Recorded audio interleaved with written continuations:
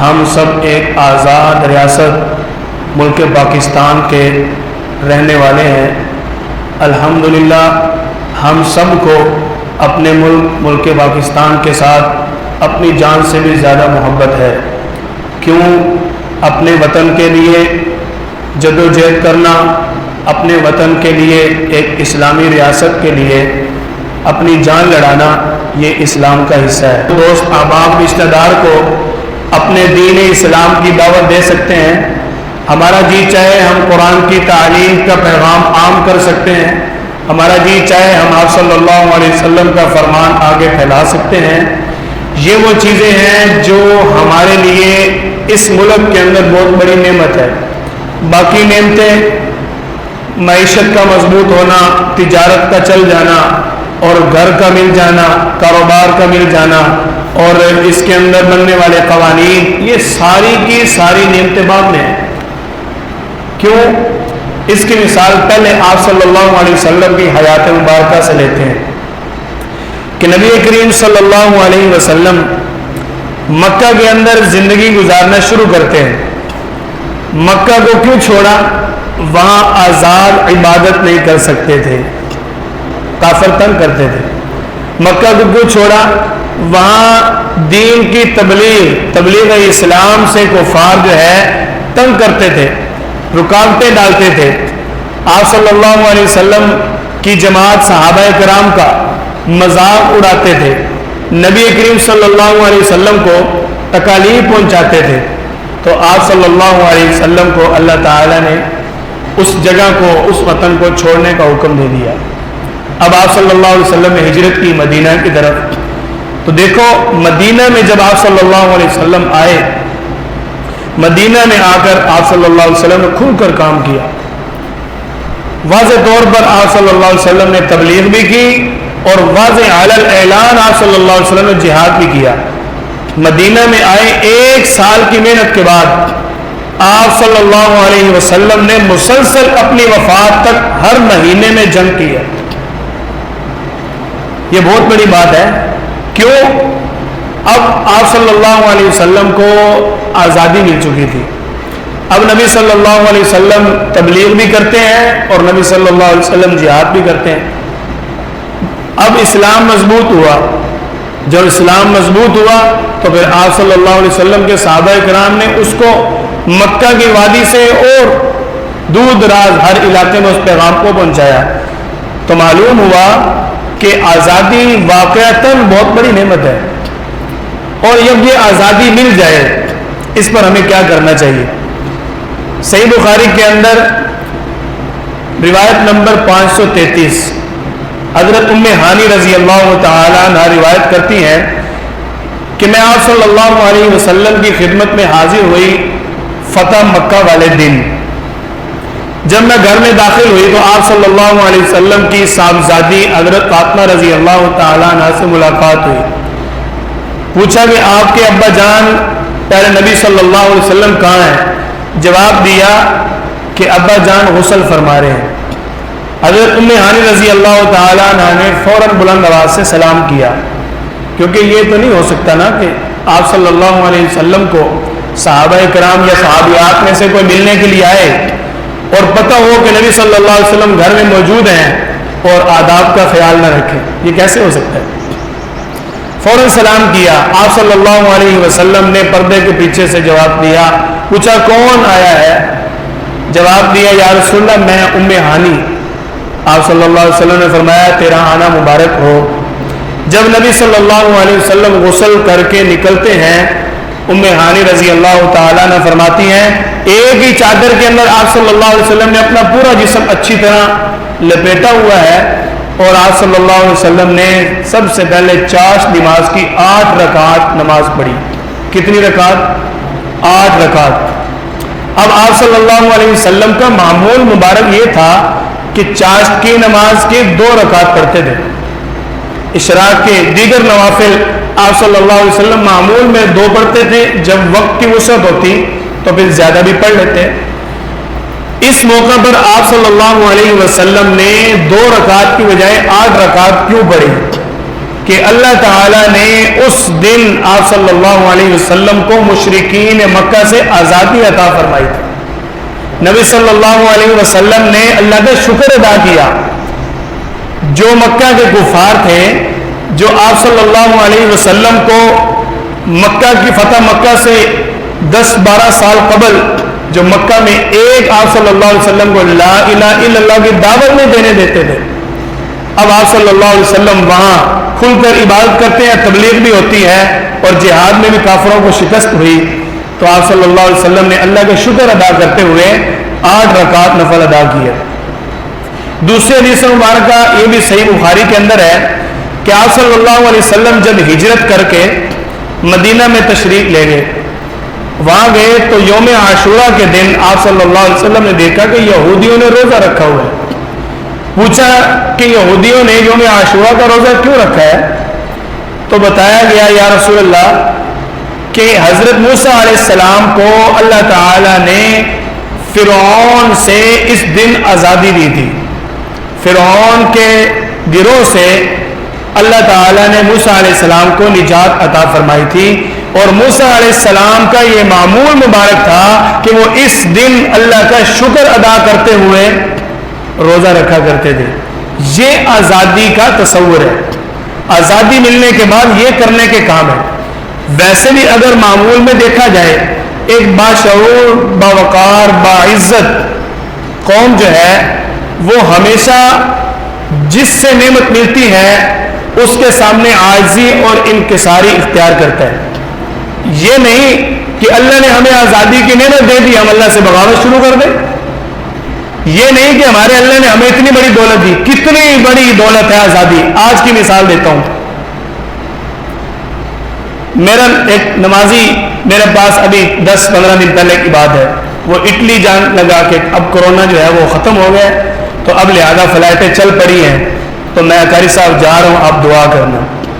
میں نے اس سے کچھ معلومات لی، تو معلومات لینے میں یہ بات ملی، اس نے بتایا کہ اٹلی کے اندر ہم نمازیں ساری گھر میں پڑھتے ہیں، ہم نے گھر کے اندر ایک کونے میں مسجد کی جگہ متعین کی ہوئی ہے، وہی نمازیں پڑھتے ہیں۔ میں نے پوچھا اس کی وجہ؟ کہنے لگے کہ وہاں جو اصل بڑی مسجد ہے جو مسلمانوں کے لیے بنائی گئی ہے، وہاں جمعہ پر کئی لاکھ مجمع ہوتا ہے، جمعہ پر کئی لاکھ مجمع، اس کے باوجود وہاں مسجد بنانے کی اجازت نہیں ہے۔ جمعہ پڑھنے کے لیے 30-40 کلومیٹر کا کہتا ہے سفر کر کے ہم جاتے ہیں، اور صرف جمعہ جماعت کے ساتھ پڑھ کے آتے ہیں، باقی نماز ساری گھر میں ادا کرتے ہیں۔ بتاؤ ان کو آزادی نہیں ہے؟ کتنی مشقت ہے۔ ہمارے پاس تو ایک قدم اٹھاؤ دوسرے قدم پہ مسجد ہے، ایک قدم اٹھاؤ تیسرے مسجد قدم پہ مدرسہ مل جاتا ہے، آگے قدم اٹھاؤ تو کوئی نہ کوئی تعلیم کا میدان، کوئی عالم دین ہمیں مل جاتا ہے۔ یہ اللہ کی کتنی بڑی نعمت ہے۔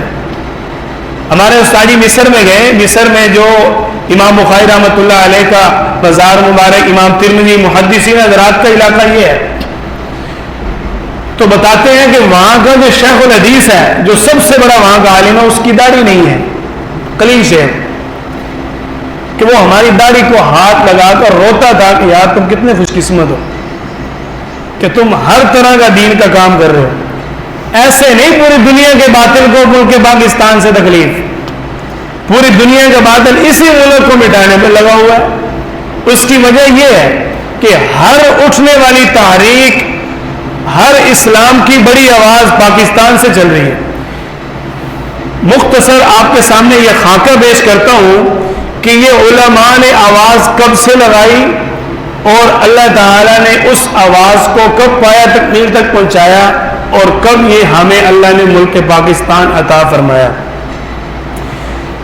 سن 1600 عیسوی کے اندر جب انگریزوں نے بر صغیر کے اندر آ کر بر صغیر کے لوگوں کو اپنا غلام بنانا شروع کر دیا، اپنے مال اور پیسے کے بلبوتے پر انہوں نے لوگوں کو اپنا غلام بنانا شروع کیا۔ اس وقت لوگ پڑھے لکھے انتہائی کم تھے، انتہائی کم، نہ ہونے کے برابر۔ 1803 تک انگریز نے بر صغیر کے اندر اپنی خوب حکومت جمائی۔ اب 1803 کے اندر حضرت شاہ عبد العزیز رحمۃ اللہ علیہ کو اللہ تعالیٰ نے چنا انہوں نے انگریز کے خلاف جہاد کا فتویٰ دے دیا۔ جب انہوں نے انگریز کے خلاف جہاد کا فتویٰ دیا تو اب جتنے بھی مسلمان تھے ان کو پتہ چلا کہ انگریز تو ہمارا دشمن ہے، یہ تو اسلام کا دشمن ہے۔ ٹائم بتانا یار، اچھا 5 منٹ گزارا ہو جائے گا۔ 1803 میں انہوں نے فتویٰ دیا۔ اس کے بعد اب مسلمان جو ہے وہ حرکت میں آئے کہ ہم کیوں نہ اس انگریز اسلام دشمن کو ختم کریں۔ ظاہر ہے جب کسی بڑے کی آواز لگتی ہے، جب کسی بڑے، اس وقت کئی اسلامی ریاستیں ایسی ہیں کہ وہاں پر ایک لفظ بھی اگر آپ نے آن لائن بولنا ہے، ایک لفظ بھی آپ نے وہاں کوئی تبلیغ کرنی ہے تو وہ لفظ سب سے پہلے حکومت کو جمع کروانا ہے۔ وہ آزاد نہیں ہے اسلام پھیلانے میں، یہ اس وقت بھی تھا۔ تو دیکھو یہ کتنی بڑی نعمت تھی کہ انہوں نے جب فتویٰ دیا لوگوں کو پتہ چل گیا کہ مذہب کیا ہے، اسلام کیا ہے اور انگریز کیا ہے۔ اس کے بعد لوگوں نے جدوجہد شروع کی۔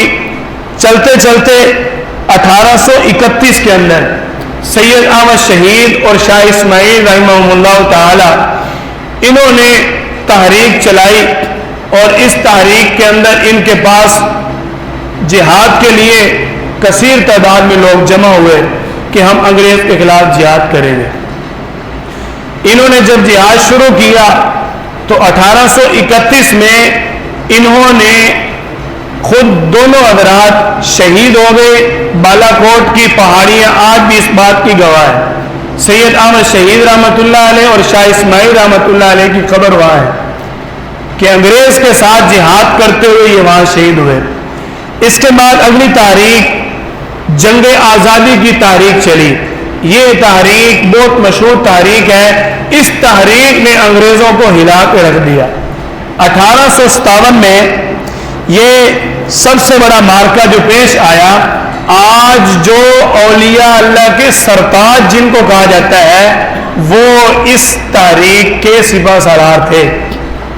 جتنے بھی آپ دیکھ رہے ہیں، نام سن رہے ہیں، یہ سلسلہ آپ کے سامنے آتا ہے۔ یہ پیر ذوالفقار صاحب ہیں، دامت برکاتہم، حضرت خاکوانی صاحب ہیں، جتنے بھی سلسلہ نقشبندیہ ہے، چشتیہ ہے، سہروردیہ، عالیہ، جتنے بھی ہیں، یہ سارے سلسلے حاجی امداد اللہ مہاجر مکی رحمۃ اللہ علیہ سے گزر کے آگے جاتے ہیں۔ یہ اتنے بڑے اللہ کے ولی تھے۔ تو جنگ آزادی کی انہوں نے تاریخ چلائی 1857 میں۔ جب شاملی کا میدان سجا اس وقت ان کے ساتھ کثرت سے علماء تھے۔ تو شاملی کے میدان میں جب انہوں نے جہاد کیا تو انگریز کو انتہائی سخت جانی اور مالی نقصان پہنچا، لیکن فتح نہ ہوئی، جنگ میں شکست ہوئی، لیکن انگریزوں کو ایک دفعہ اس تاریخ نے ہلا کے رکھ دیا۔ اس کے بعد 1866 میں علماء نے مل کے یہ مشورہ کیا کہ کیوں نہ اہل اسلام کا ایک مرکز چنا جائے، ایک مقام چنا جائے کہ یہ مقام ہے، یہ ہمارا مرکز ہے، ہم یہاں جمع ہوا کریں گے۔ 1866 میں مولانا قاسم نانوتوی رحمۃ اللہ علیہ نے دارالعلوم دیوبند کی بنیاد رکھی۔ مولانا مفتی محمود الحسن شیخ الہند رحمۃ اللہ علیہ جو ہندوستان کے سب سے بڑے بزرگ مانے جاتے ہیں، شیخ الہند، ہند کا سب سے بڑا بزرگ، ان کو لقب ملا۔ انہوں نے اس تحریک جنگ آزادی کی تحریک کا یہ حصہ بنے۔ 1917 میں جب شیخ الہند رحمۃ اللہ علیہ اور ان کے ساتھ جو دیگر علماء تھے ان کو انگریزوں نے گرفتار کر لیا، ان کو گرفتار کر کے انگریزوں نے 1817 میں انہوں نے تحریک ریشمی رومال چلائی۔ جو بچے اکثر 9th اور 10th میں پڑھتے ہیں یہ تحریک ریشمی رومال کا ان کے سلیبس میں ذکر ہے، ذرا توجہ سے پڑھ لینا۔ تحریک ریشمی رومال چلانے والے مولانا مفتی محمود الحسن دارالعلوم دیوبند کے سب سے پہلے استاد اور سب سے پہلے شاگرد جن کو شیخ الہند کا لقب ملا، تحریک ریشمی رومال چلانے والے یہ تھے۔ اس تحریک نے بھی انگریزوں کو ہلا کے رکھ دیا۔ اس کے بعد اگلی تحریک انہوں نے چلائی مولانا محمد علی جوہر رحمۃ اللہ علیہ اور مولانا شوکت علی آزاد۔ 1919 کے اندر انہوں نے تحریک خلافت شروع کی۔ کون سی تحریک؟ تحریک خلافت۔ اس تحریک کے بعد تو اب انقلاب ہی آنا تھا. تحریک خلافت کا مطلب یہ ہے کہ جس کو ہم نے خلیفہ مان لینا ہے اس کے بعد ہم کسی کو کچھ نہیں مانیں گے. صاف ستھری انگریز کے ساتھ بغاوت. اب تحریک خلافت کے اندر چلتے چلتے مولانا محمود الحسن صاحب گرفتار ہیں, ان کے ساتھ اکثر اکابرین بھی گرفتار ہیں. تحریک خلافت کے اندر مولانا اشرف علی تھانوی اور مولانا شبیر احمد عثمانی اور مولانا ظفر احمد عثمانی نے مولانا شوکت علی آزاد اور محمد علی جوہر رحمۃ اللہ علیہ کا انتہائی ساتھ دیا. 1938 کے اندر سب علماء نے مسلم لیگ جو جماعت بنی تھی مسلمانوں کی, سب سے پہلے جو مسلمانوں نے اپنی ایک لیگ بنائی کہ ہم مسلم قوم ساری الگ ہیں, ہم ہندوؤں کے ساتھ نہیں رہ سکتے, اس لیگ کی حمایت کر دی کہ اب اس جماعت کی طرف سے جو بھی الیکشن کے لیے میدان میں آئے گا ہم اس کے ساتھ ہیں. قائد اعظم محمد علی جناح رحمۃ اللہ علیہ نے اپنا مولوی منفعت علی وکیل نامی شخص تھا, اس کو الیکشن کے لیے منتخب کیا اور اکابرین علماء کرام نے اس کا ساتھ دیا. جب اس کا ساتھ دیا تو جتنے ان کے ماننے والے تھے سب نے ان کو ووٹ دیا اور یہ اپنے الیکشن کے اندر جیت جاتے ہیں. 1939 کے اندر 1939 میں یہ تحریک ان کی پایہ تکمیل کو پہنچی. اب ان کی قانونی جنگ شروع ہو چکی, ہندوستان والوں سے ان کی اب قانونی جنگ شروع ہو چکی ہے. جو پہلے تحریکیں تھیں ہر تحریک میں انہوں نے انگریز کا منہ بند کر دیا, ہر تحریک میں انہوں نے اپنے اسلام کے لیے اپنی ایک علیحدہ اسلامی ریاست کے لیے محنت کی. بہرحال مفتی محمد شفیع عثمانی صاحب نے 1939 میں ایک کتاب لکھی کہ اب ایک کتاب ایسی ہونی چاہیے جو ہم ہر مسلمان کو دے, اس کو پتہ چل جائے کہ پاکستان کیا ہے اور ہم کیوں بنانا چاہتے ہیں, اس کا مقصد کیا ہے. کتاب کا نام ہے مطالبہ پاکستان. یہ علماء کی جدوجہد بیان کر رہا ہوں کہ جو انہوں نے تحریک آزادی ملک پاکستان کے لیے محنت کی.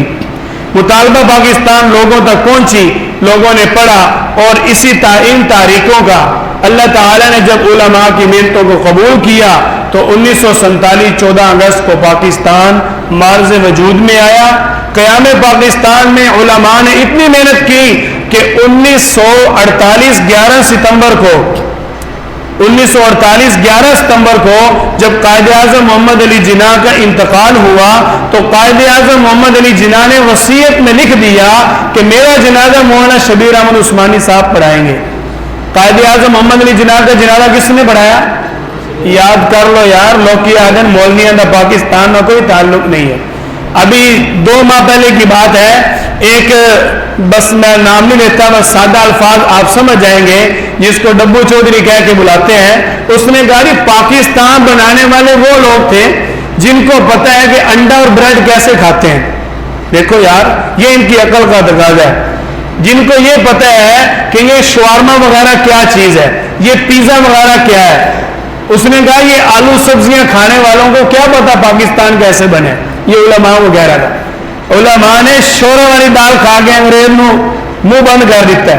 کیوں جی؟ علماء کی یہ محنت تھی. آج کہتا ہے کہ اس وقت شاید یہ بریڈ انڈا برگر ہو بھی نہ, اور یہ باتیں ہو رہی ہیں. اس لیے میں وہ کہہ رہا ہوں قائد اعظم محمد علی جناح کا جنازہ کس نے پڑھایا؟ مولانا شبیر احمد عثمانی. اچھی طرح یاد کر لو, یہ بات 9th اور 10th first year second year تمام کتابوں کے اندر موجود ہے کہ قائد اعظم محمد علی جناح کا جنازہ کس نے پڑھایا؟ مولانا شبیر احمد عثمانی, جو علماء دیوبند کے اکابرین ہیں. آج مسجد, ہر مسجد کے اندر سب سے زیادہ بیان کی جانے والی تفسیر مولانا شبیر احمد عثمانی رحمۃ اللہ علیہ کی تفسیر عثمانی ہے. یہ باتیں ہمارے سامنے واضح نہیں, اس لیے ہمیں پتہ نہیں چلتا. وقت زیادہ ہو رہا ہے, بات ختم کرتا ہوں کہ 27 رمضان 1369 14 اگست 1947 کو پاکستان آزاد ہوا. 11 ستمبر 1948 کو قائد اعظم محمد علی جناح کا انتقال ہوا. اس کے بعد 9 مارچ 1949 کو پاکستان کے دستور اور قانون سازی کا جب موقع آیا تو اس وقت تمام علماء کرام نے مل کر جو قرارداد پاکستان آج بھی پاکستان کے قانون کا حصہ ہے، اسی سے آگے تمام قوانین چلتے ہیں، وہ تمام کے تمام علماء کرام نے مل کر متفقہ طور پر پیش کیے۔ آج کہا جاتا ہے علماء کا پاکستان کے ساتھ کوئی تعلق نہیں۔ مولانا حسین احمد مدنی رحمۃ اللہ علیہ فرماتے تھے کہ پاکستان کی مثال مسجد کی طرح ہے کہ ہمارا اس وقت جو تھوڑا اختلاف تھا وہ اس بات پر تھا کہ جو مسلمان آج انڈیا کے اندر رہ گئے ہیں، انڈیا میں مسلمان ہیں نا آج، وہ چاہتے تھے کہ وہ بھی اسی ملک کے ساتھ مل جائیں، اس جگہ کو بھی ہم اپنے خطے کے ساتھ ملا لیں، یہ کشمیر وغیرہ کی جنگ جو ہے بالکل رہے ہی نہ، یہ ان کی جدوجہد تھی۔ وہ کہتے تھے اس دائرے میں پاکستان بننا چاہیے۔ انہوں نے مثال دے کر بات ہی ختم کر دی کہ پاکستان کی مثال مسجد کی طرح ہے، جب مسجد بنی نہ ہو تو اس کا جگہ کا تعین کرنا جائز ہے، یہاں بھی بنا سکتے ہیں، روڈ کے ساتھ بھی بنا سکتے ہیں، چوک میں بھی بنا سکتے ہیں، جب ایک بار مسجد بن گئی اب تا قیامت اس کی جگہ کو ہم ختم نہیں کر سکتے۔ تو جب پاکستان بن گیا تو سب نے اس کی تائید کی۔ یہ ایک چھوٹا سا اختلاف تھا، کیا کہتے ہیں نا علماء کے اختلاف۔ بتاؤ یہ پاکستان بنانے میں خیر خواہی تھی یا لڑائی تھی کہ جو مسلمان وہاں رہیں گے وہ بھی ہمارے ساتھ مل جائیں، یہ جو کشمیر کی لڑائی ہے یہ لڑائی نہ ہو، یہ بھی ہمارے ساتھ خطہ مل جائے۔ اس لیے اس بات کو سمجھیں کہ علماء کا پاکستان بنانے میں بہت بڑا اور عام کردار ہے۔ اللہ تعالی ہم سب کو حق سچ سمجھ